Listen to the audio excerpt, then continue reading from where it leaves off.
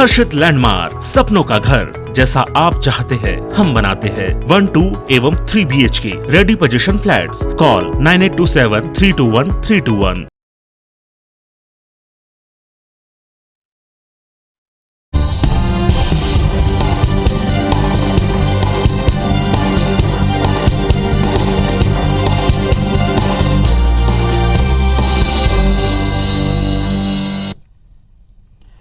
नमस्कार, स्वागत है आप सबका। मैं हूं पुनीत पाठक और आप देख रहे हैं मध्य प्रदेश की बात। मध्य प्रदेश में नवरात्रि के मौके पर जैसे सारे देश में बल्कि दुनिया भर में दुर्गा पूजा की शक्ति आराधना की परंपरा, उसी मुताबिक पूजन जारी है। दुर्गा पंडाल सजे हैं, लेकिन इस वक्त संचालक और प्रशासन आमने सामने है।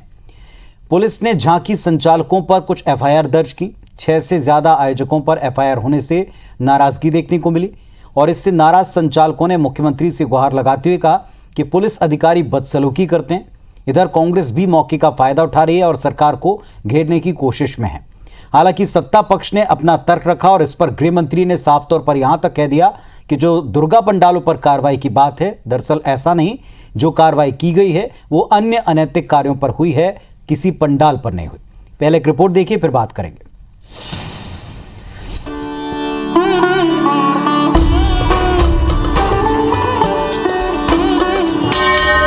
पूरे देश में इस वक्त नवरात्रि की धूम है। दुर्गा पंडालों में भक्ति का सैलाब उमड़ रहा है।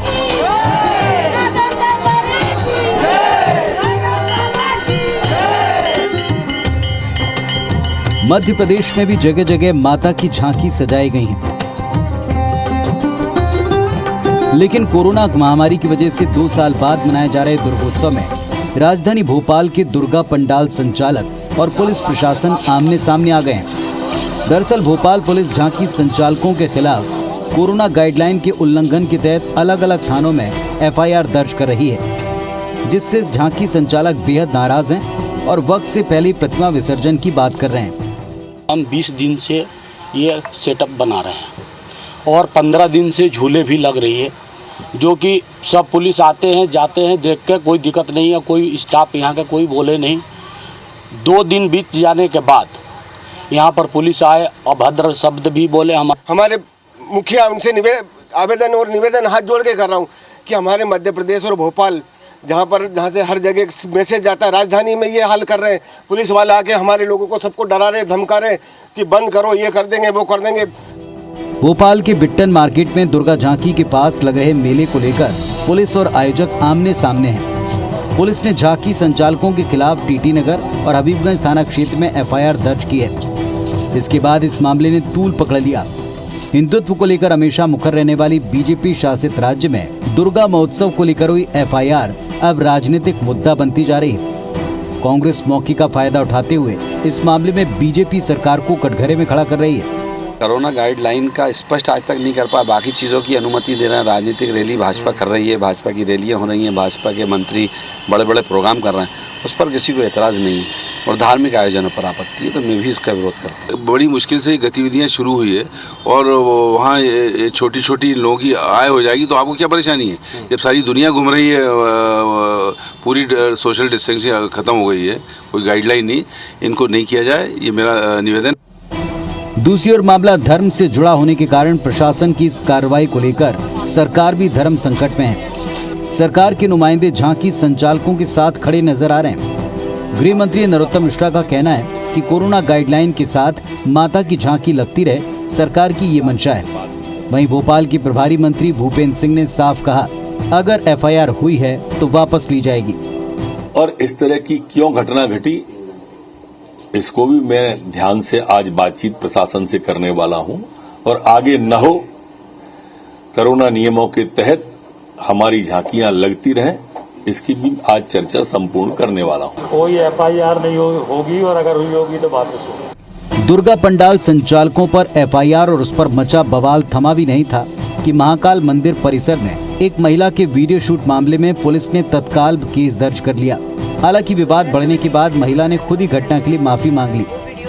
बहरहाल मध्य प्रदेश में उपचुनाव होने और ऐसे में BJP के हिंदुत्व वाले एजेंडे के खिलाफ भोपाल में दुर्गा पंडाल संचालकों पर दर्ज की गई FIR ने कांग्रेस को BJP के हिंदुत्व के एजेंडे को कटघरे में खड़ा करने का मौका दे दिया। वहीं राजनीतिक आयोजनों में हजारों लोगों के जुटने पर सरकार और प्रशासन की खामोशी, और दूसरी तरफ इस तरह धार्मिक आयोजनों पर प्रशासन की ऐसी कार्रवाई कई सवाल उठा रही है। सुधीर दंडोतिया, IBC 24, भोपाल। हालांकि प्रदेश के गृह मंत्री ने एक बार फिर ट्वीट करते हुए इस बात को स्पष्ट किया कि जो कार्रवाई हुई वो पंडाल के चलते नहीं की गई, बल्कि वहां आसपास चलने वाली कुछ ऐसी गतिविधियां जो आपत्तिजनक थीं उनको लेकर वो FIR हुई या उनको लेकर शिकायतों के बाद पुलिस एक्शन में आई। पुलिस अधिकारी इस मामले में क्या कहते हैं पहले देख ले, फिर चर्चा करते हैं।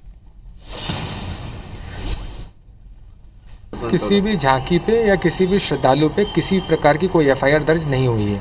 जो 3 FIR दर्ज हुई है वो एक जगह जुआ खेलने के ऊपर हुई है और 2 जगह जो है अनाधिकृत रूप से मेलों का आयोजन करने के ऊपर हुई है।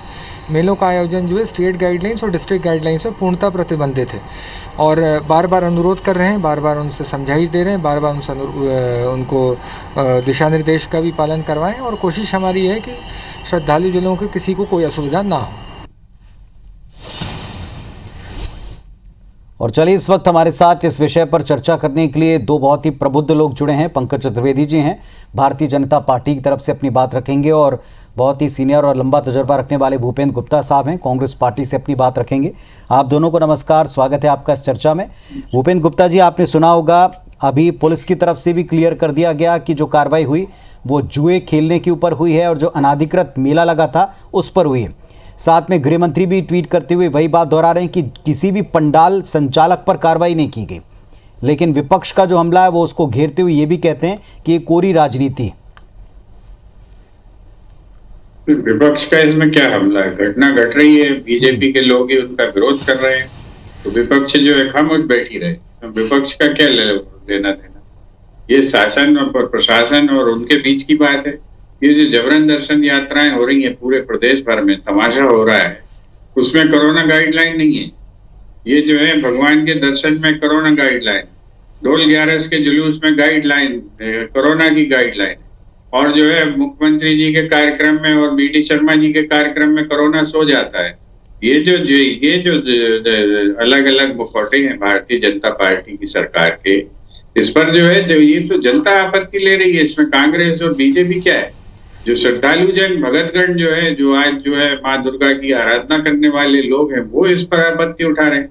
और दूसरी चीज ये है कि अगर पुलिस को ये भी पता नहीं है कि आप जो है इतनी बड़ी बात कर रहे हैं कि जो है सार्वजनिक स्थल पर पंडालों में जुआ हो रहा है, इसकी बात कर रही है पुलिस और प्रशासन, क्या ये संभव है? अगर संभव है तो ये उजागर करने चाहिए। ऐसे कौन से लोग हैं ये जो है जो इस तरह से सार्वजनिक स्तर पर ये काम कर रहे हैं और बदनाम कर रहे हैं धर्म सत्ता को? ये तो भारतीय जनता पार्टी को बताना चाहिए। और फिर ये बात क्यों हो रही है? जब अगर जुआ खेल रहे थे तो क्यों कह रहे हैं मंत्री जी के सारी FIR वापस की जाएंगी? ये सारी चीजों में जो गोल गोल है, ये जो जलेबियां बनाई जा रही हैं, तो 3 अलग अलग लोगों के 3 बयान है और तीनों से सिद्ध हो रहा है कि ये जो है भारतीय जनता पार्टी को संपट ही नहीं बैठ रही उन्हें क्या करना है। ये सब घटनाएं इसलिए घटाई जा रही हैं और ये एक्शन इसलिए बात में हो रही है कि जनता जो है चुनाव में इस बात के सवाल नहीं करे, सारी बहस यही केंद्रित हो जाए कि महंगाई क्यों बढ़ रही है, 112 रुपए का पेट्रोल क्यों है, जनता को क्यों लूटा गया महामारी के दौरान और उसको जो है क्यों ठगा गया और क्यों उसको एक एक सांस के लिए तरसना पड़ा, क्यों जो है लोगों को सड़ा गया चावल और गेहूं गरीबों को सप्लाई किया गया, क्यों जो है 25 रुपए के थैले में 5 रुपए का जो है खाद्यान्न उन्हें दिया जा रहा है। ये सवाल ना उठे तो लोग इसी में उलझे रहेंगे, अरे अरे अरे अरे झांकी में ऐसा कर दिया, झांकी में ये जानी बूझी जो है ये कला काम है और ये केवल जो है नैरेटिव्स बदलने के लिए और बहस को किसी दूसरी जगह डाइवर्ट करने के लिए घटना है। अदरवाइज इनका कोई लेना ही देना नहीं है। सैकड़ों सालों से जो है झांकियां लगती हैं, लोग जो है आनंद विभोर होते हैं, जगह जगह लोग जो है जाते हैं, मिलते हैं, 10 बजे लोग अपनी झांकियां समेट लेते हैं। ठीक बात है। चलिए पंकज चतुर्वेदी जी, आपने सुना होगा 3 प्रमुख बातें हैं 3 नेताओं के, जिनमें 2 मंत्री हैं, अलग अलग बयान क्यों? क्या भारतीय जनता पार्टी को समझ में नहीं आ रहा कि दरअसल वहाँ जुआ हो रहा था या मेला था या वहाँ कोई और ऐसी एक्टिविटी थी जिस पर कार्रवाई की गई? फिर ये बात कहां से चल पड़ी कि पंडालों पर कार्रवाई की गई, पंडाल संचालकों पर एक्शन लिया गया झांकियों की वजह से। और तीसरी बात ये कि असल मुद्दों से ध्यान डाइवर्ट करने के लिए ये मुद्दे क्रिएट किए जा रहे हैं ताकि नैरेटिव सेट हो या बदल जाए जो सेट नैरेटिव है।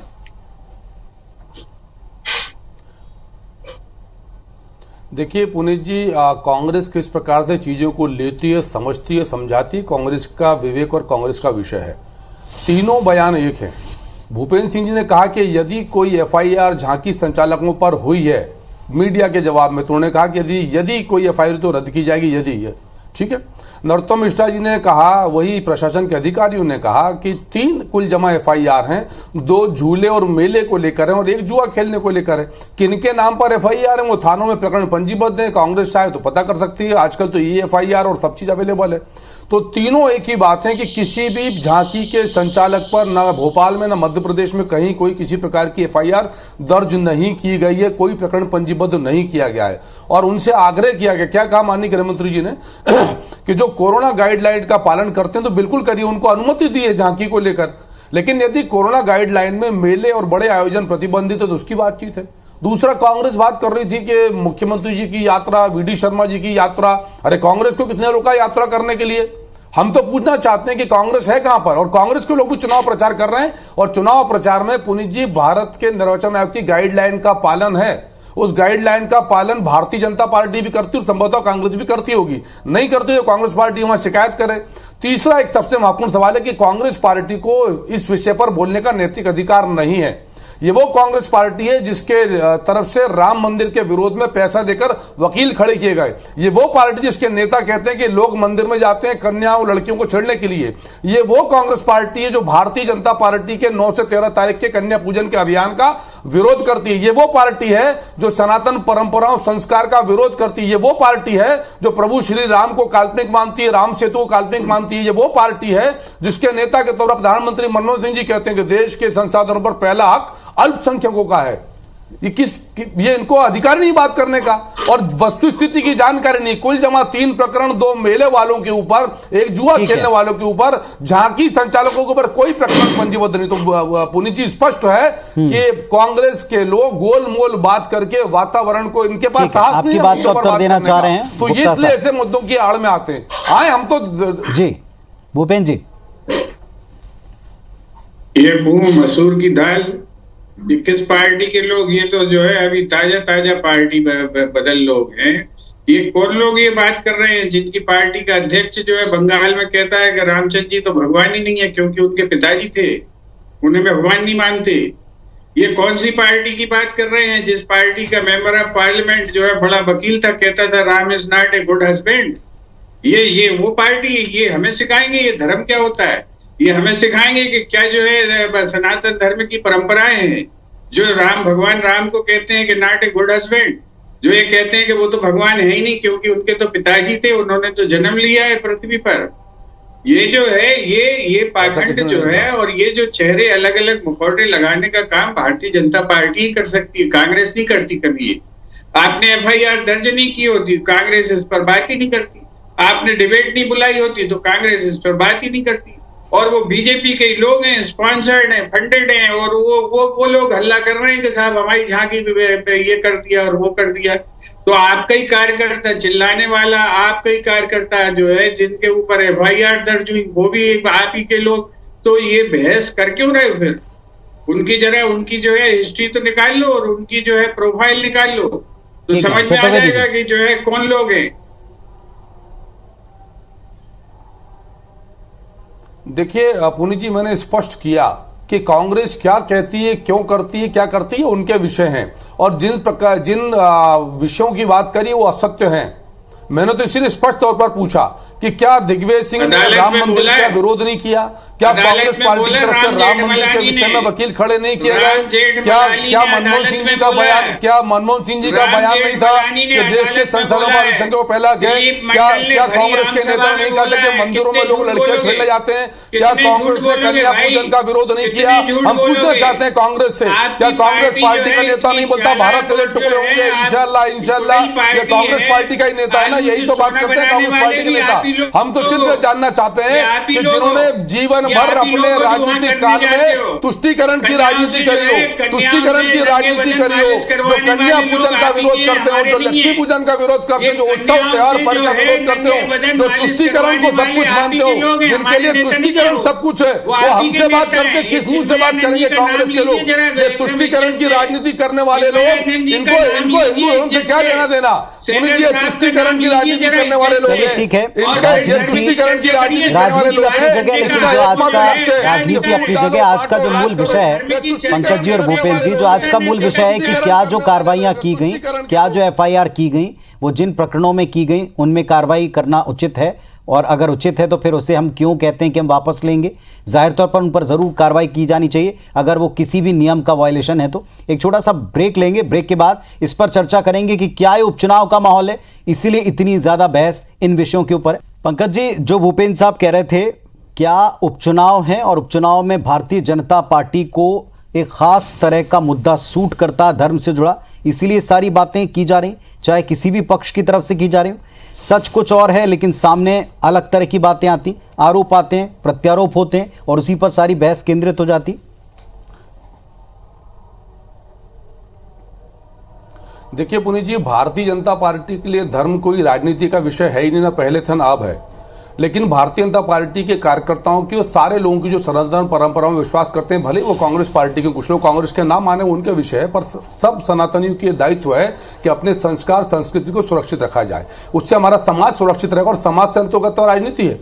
यदि समाज संस्कार रीतियां परंपराएं सुनिश्चित नहीं होगी तो क्या होगा? इसलिए मैंने स्पष्ट तौर पर कहा कि किसी भी एक भी झांकी के पंडाल पर पूरे मध्य प्रदेश में श्रद्धालु पर, झांकी के आयोजक पर कोई एफआईआर पंजीबद्ध नहीं है। भूपेंद्र सिंह जी ने जो कहा वो स्पष्ट तौर पर उन्होंने कहा, उनसे पूछा मीडिया ने तो उन्होंने कहा कि यदि एफआईआर हुई है तो रद्द की जाएगी। अब झांकी संचालक पर कोई एफआईआर नहीं तो एफआईआर का रद्द होने का विषय नहीं है।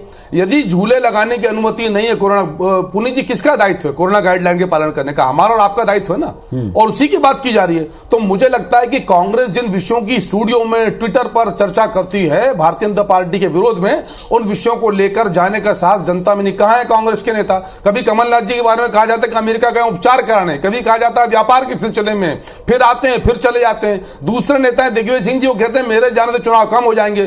तीसरे नेता अरुण यादव कहते हैं मेरी फसल कोई लूट कर ले जा रहा है बराबर 2018 से। आज उन्होंने कहा कि कांग्रेस के बाजे बजे हुए हैं, बहुत कड़की, अरुण यादव जी बहुत कड़की की हालत है, बूथ पर स्थिति खराब है, फिर भी जो आएगा बांट दिया जाएगा। यानी पहले जो आता था वो दबा दिया जाता था। ये स्थिति कांग्रेस पार्टी की उपचुनाव में है पुनीत जी, और ये चीजें पब्लिक डोमेन में, ऐसा नहीं कि भारतीय जनता पार्टी कुछ अपनी ओर से सब पेश कर रही हो, ये वो तथ्य है जो सबके सामने है। तो कांग्रेस में संघर्ष इस बात का है कि किसको माल मिलेगा, कितना माल आएगा, बूथ पर हालत खराब है, कड़की है, फसल लूट कर ले गए कोई। भूपेंद्र जी, मध्य प्रदेश में एक तथाकथित जन सेवक होते हैं, वो जन सेवा के क्षेत्र में ही जो है महीनों से गायब हैं, 6-6 महीने वहां आते नहीं है और जन सेवा करते रहते हैं। वो दूर से बैठ के जो है जैसे जो है बंसी डाल के लोग मच्छी मारते हैं, ऐसा इस प्रदेश में रोज हो रहा है। रोज लोग ये तमाशा देख रहे हैं। सवाल ये है कि आज मध्य प्रदेश की हालत ये है कि मध्य प्रदेश में 5000 से ज्यादा बच्चे डेंगू से पीड़ित हैं। एक बिस्तर पर 5-5 बच्चे लेटे हुए। ये डेंगू जैसे जो है पित्ते बीमारी से तो लड़ नहीं पा रही है सरकार, ये तीसरी जो है लहर से लड़ेगी और मध्य प्रदेश को फिर भगवान के भरोसे छोड़ देगी, मरो मरो जियो जियो। ये मध्य प्रदेश का हाल जिन लोगों ने किया है वो अपनी अयोग्यता, क्षमता और अपनी जो है मूर्खता को छुपाने के लिए इस तरह के हथकंडे करते हैं कि इन चीजों पर, इन सवालों पर चर्चा नहीं हो। क्या मध्य प्रदेश के लोग नहीं जानते कि गरीब आदिवासियों को किस तरह से जो है जानवरों के खाने लायक चावल इन्होंने लाखों लोगों को सप्लाई किया है? क्या मध्य प्रदेश के लोग ये भूल गए कि 10 किलो जो है आटे का पैकेट में 6 किलो आटा निकल रहा था?